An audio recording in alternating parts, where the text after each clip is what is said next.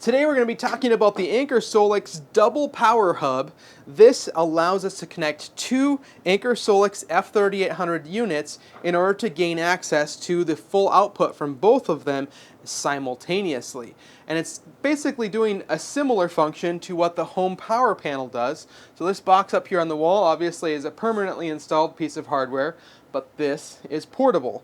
Now, since the home power panel has AC coupling and it can offset some of your grid-tied usage, it's obviously a different product, but in order to tie two of them together, this is going to be what you're going to need. So we're going to take this over to my dad's place and connect it to his 50 amp generator inlet, and we're going to do our best to max these things out at the full 12,000 watts that we should be able to get through this right here. You know what's funny is it took me like 6 months to realize that there's a handle on the bottom of the unit right here that flips out.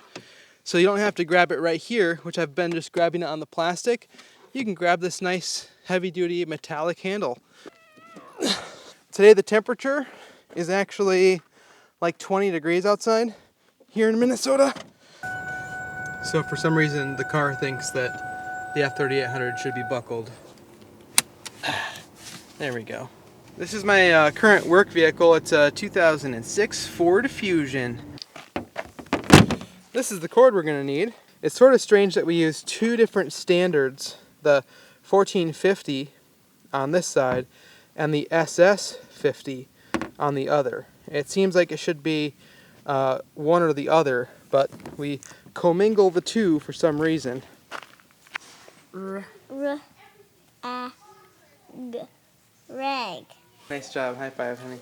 It's not going to affect you guys. I'm going to go over to Mom and Dad's and mess up their power instead. I was wondering if it's fine if I can do a little bit of video, but I might have to turn the power on and off a little bit. I see. For a short time. Yeah, that should be fine. All right, I made it over to Dad's place, and I kind of forgot we had this generator installed, and because of that, the electricians butchered off our 50 amp inlet plug. They just whacked off all the wires right there.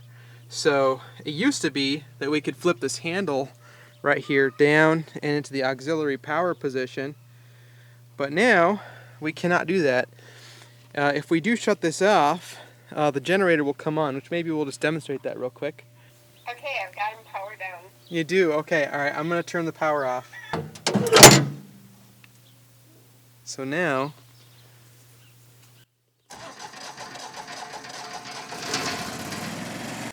so the only type of generator that works with your property right now is the automatic one. Does it make you want to become an auto glass guy? Not really. Simeon's Auto Glass. I think we're going to go back to my place and do the test there now. Let's turn the grid back on again.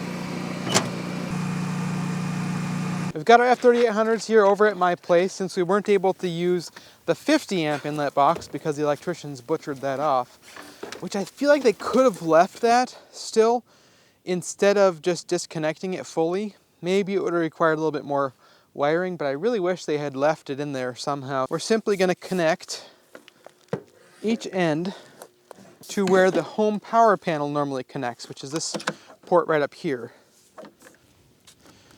The quality of the connections I've continually been impressed by. It seems like they do a really good job with their connecting hardware. Plug this one in.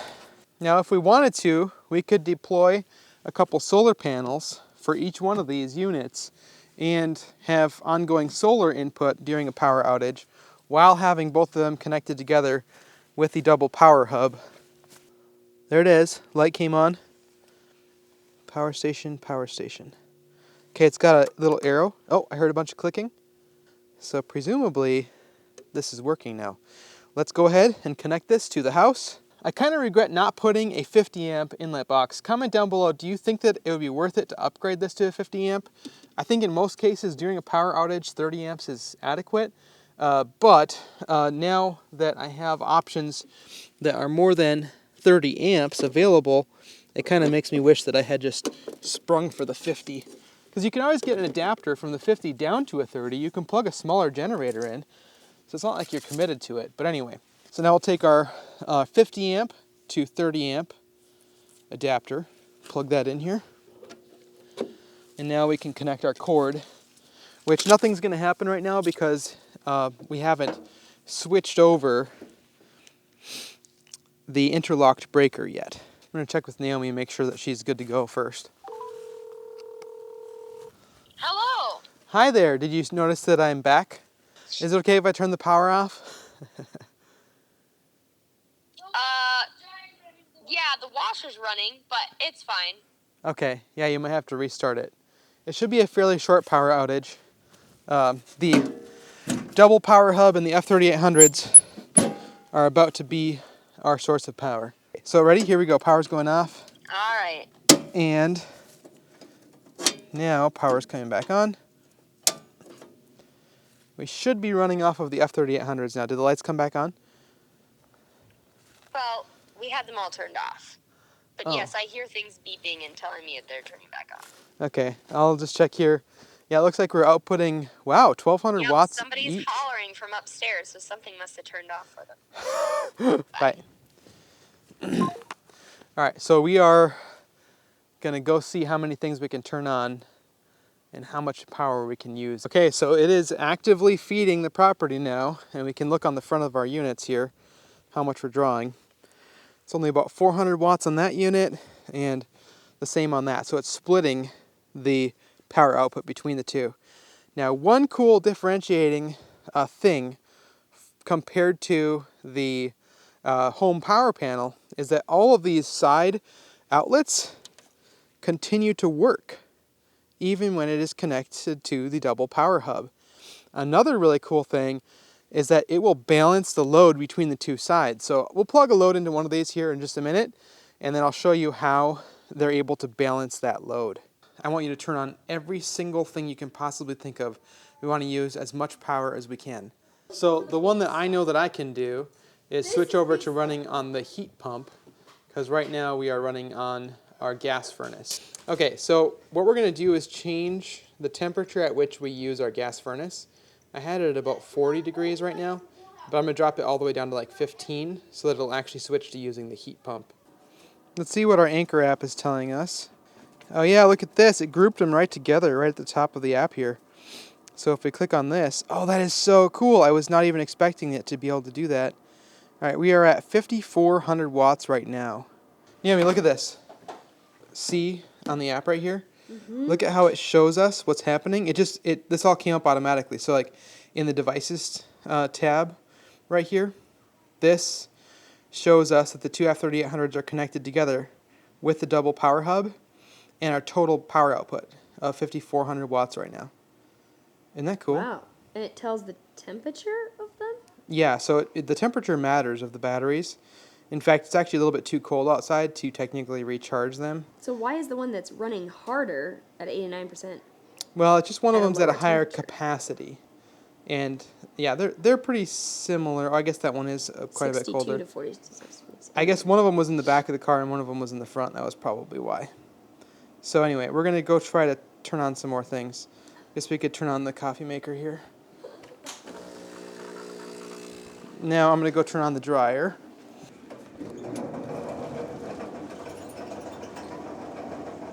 There we go. Oh my goodness. We are a lot closer to the max output than I expected we were going to be able to get to. Over 10,000 watts right now. 9,000.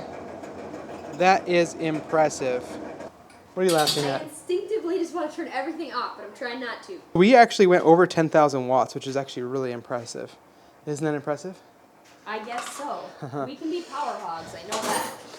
I know- Our electric bill is way too much. I know that it's like what, $150 usually? 200! Hopefully. It was over 200. Really? That's unacceptable. Let's go look at the F3800s out here. The Sense Energy Monitor does a really good job of kind of getting the overview of what's happening. But right now, with it being on a different power source than it's used to, it has a difficult time identifying what exactly is going on. But hey, we just were over 10,000 watts again there. It's cool that it works, even though we are on backup power right now. These are not really designed to operate, and especially not designed to charge if it's below 32 degrees outside. So if we were going to continually operate like this, I would want to put these either in the house or another heated area. Even like keeping them in the car might not be a bad option if it was like an actual power outage that we were dealing with. We'd be a little bit more strategic in how we set this up. And I think maybe I mentioned this before in another video, but I have a second set of 200 amp wire coming right out here in this conduit. So I might set up another box right here and basically use these 200 amp wires as an extension cord from the house out to here.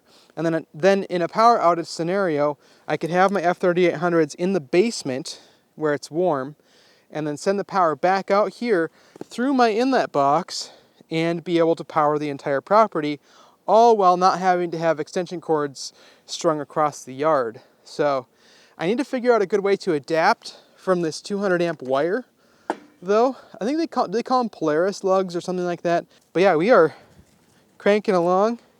No issues whatsoever. Oh, I think we overloaded it actually. Did we overload it? We do have issues. It says it's on. Let me do a little bit of investigation here. All right, so I think what just happened is we had our breaker trip, our inlet breaker. And that's because we exceeded what this breaker, I'm just feeling if it's warm or not, what this breaker is able to handle. So we're gonna shut that back off and turn it back on again. But it's pretty amazing how long it carried over 7,200 watts. It was like at 9,000 all the way up to 11,000 watts on the app feeding through our breaker because it is a delay trip. It's not going to trip immediately when it exceeds 30 amps, which is the rating of this breaker. It's going to take a little bit of time for it to warm up and eventually trip. So, just turned it on again.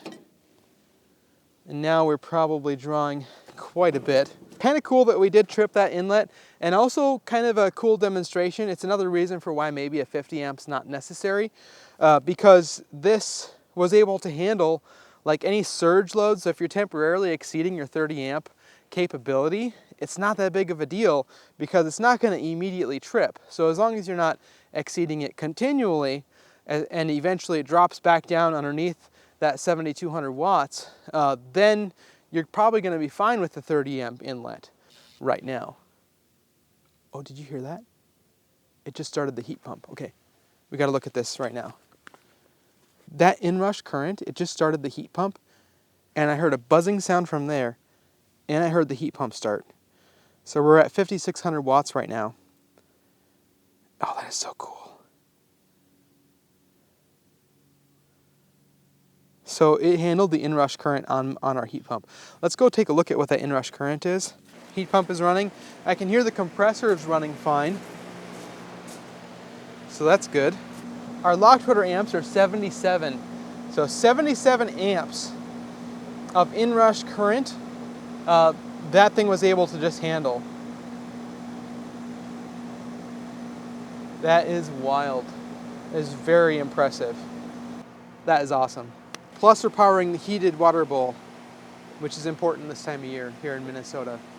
So right now we have an imbalance charge. So we've got 54% on one unit and 27% on the other. So I'm really curious what will happen when we actually have one unit that dies. So I think I'm going to let them drain all the way down and see if it passes the energy through just the single unit that still has charge, or if it's just going to completely shut everything off. All right, so for visual aid, I have a griddle and some bacon. So it's interesting that we can see specifically right now that despite the fact that we have the griddle connected to this unit here on the left, we are still pulling an equal amount of power from each unit. So between the house and the griddle, we're pulling 1,846 watts on each unit. So it does balance out the power even through our AC outlets on the side of these things. Now I don't know why the home power panel doesn't allow you to use these side AC outlet ports, But that would be a really cool feature if they were able to pull that off somehow. And since it's possible with the double power hub, I don't really see why they disable it with the home power panel. So if anybody knows the answer to that question, comment down below. Also, our bacon's almost starting to fry. It's almost cold enough out here that it might not be able to. We're also down to 5% capacity on the unit on the right. So very soon we're going to see what happens when one unit completely dies while it's being connected through on the double power hub. 4%, 3%, 2%. Okay, we're down to 2%. Right now we're outputting 7,200 watts. I'll show you guys. Let's just see what happens here. It's about to die. So we're at 2% on one unit. We have a very significant load being drawn. It's going to die at any second here. 7,300 watts between the griddle and the house. So it's something's about to happen. Interesting that the units say 4,300 watts, and on the app here it's showing 7,300. So when that first unit dies, curious if it'll pass the load over to the other unit. Okay, it kind of appears that it's acting as one battery now. So they're both still outputting the same amount. So the same amount is being used from the inverter on each unit. So each unit is still technically outputting that 3,600 watts. But it appears to be pulling the extra energy that it needs from the second unit, because we've been staying at 2% here for a long time. So it looks like it's actually going to drain that second one down all the way before it's going to actually kick us off and shut the power off. That is super interesting and not what I expected. I expected it to just shut down at least the output from the second unit, possibly carry on with the first one that still has energy, but it looks like it's going to just use both inverters to output an equal amount of energy while only using the battery from the unit that has the higher capacity. We are almost about to die here, and the bacon is indeed cooking. It is like only 20 degrees out here, so the griddle's having a hard time. Why is it outputting so many watts? 4,000 watts right now? The water heater must have, each one is putting out 8,000 watts between the two units. We're at 4% only. There it goes. This one over here hit 1%. That one's at 2%. So it is done now. Let's see if we can charge them back up. And I'm curious if it is going to charge both units through one AC port. It looks like it's only charging the one unit at the moment. I'm going to see if I can turn on the double power hub while it's charging that one.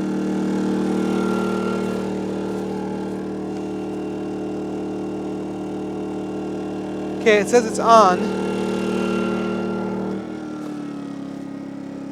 And as soon as it turned on the double power hub, it disconnected the AC ports on this. So it does appear that it cannot be charged with AC while using the double power hub.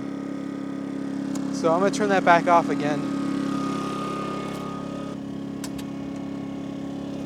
Now I bet it'll start charging.